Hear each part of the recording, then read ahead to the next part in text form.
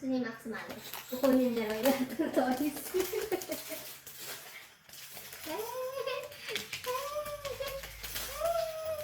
You wanna play? Yes. Mamaya. Mamaya play tayo. Yes.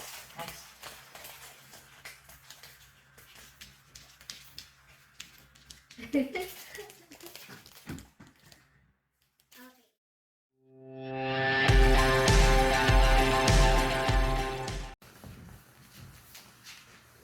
Hello my wasabis, this is Jirbie from Couchwasabi. So for today's video, it's gonna be our Korean version pet shopping haul or pet haul. This is Max. Say hi to the camera. Okay. Alright, so here's everything that we bought for the entire trip. Everything that's related to pets. So these are from different stores. Hindi ko na maalala kung ano yung store exactly. So most of them are from Daiso and from Artbox and from all the other like stores that we've been to while we are here in Korea. Yan, puro pang cats siya. So let's check them out one by one. First, I want to show you this. This is only $15 and it's a really nice quality cat scratcher. I think this one is from Artbox din yata. And the Daiso to. This is from Butter. My coaching pa. This is from Butter, another store that I like checking out. And then these are from IKEA. It's like a pet bedding or mattress. And then these are from Daiso. Dalawa ito.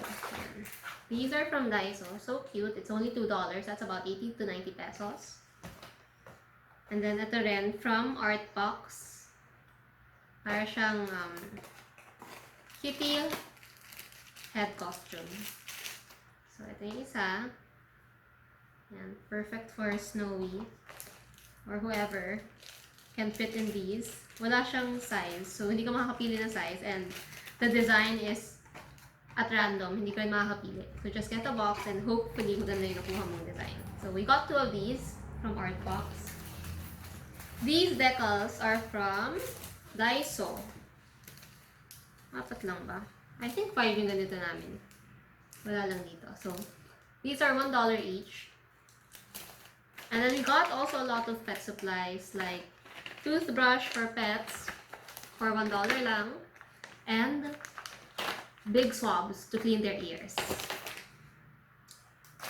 Ito, I forgot saan galing. Pero these are one of the first few items that we got. This is from a mall in Gwangmyeong, sa department store lang. What's good about here in Korea is maraming mga kitty items. Gusto ni Max. Kanya na raw. Mga kamoy dog. Kukunin na niya. Okay. Next is this one. This one is from IKEA. Pang baby to sa totoo lang. Kinukuha na siya ni Chris. Yan. Okay lang. Paabot na lang yung yun. Okay, and these are from IKEA as well. Parang malaki siyang buildable cat condo. I forgot how much these are. $5. $5 siya from IKEA. So we only got 2. We plan to get more next time. This is also $5 from Daiso. So these 2 are from Daiso, $1 each. And very cute, para laruan din ng cats. And, yan, ito rin. How much is this? $1 din. Pero meron din pa sa Daiso, $1.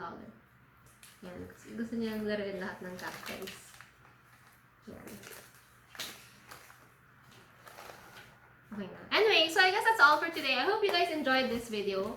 Marami talaga mga cat things here in Korea as compared to the Philippines, and they're cheaper, a lot cheaper. So usually they're at around $1, $2. This is $15. Okay na, sulit na. Kasi mabigat siya. The quality is nice. This one I forgot how much. Pero it looks nice, parang bedding ng pets. You already have the doll bed or what we use as pet bed. I'll put the picture here. So this thing fits that bed perfectly. So all of these things we plan to use when we move to the new house. So we're all excited for that. If you guys have any questions about anything about here in Korea or pet shopping here in Korea, just leave your comment down below and I'll answer them as soon as possible. And I guess I'll see you in my next video. Bye! So this is Max and he'll be our special guest for today. So here's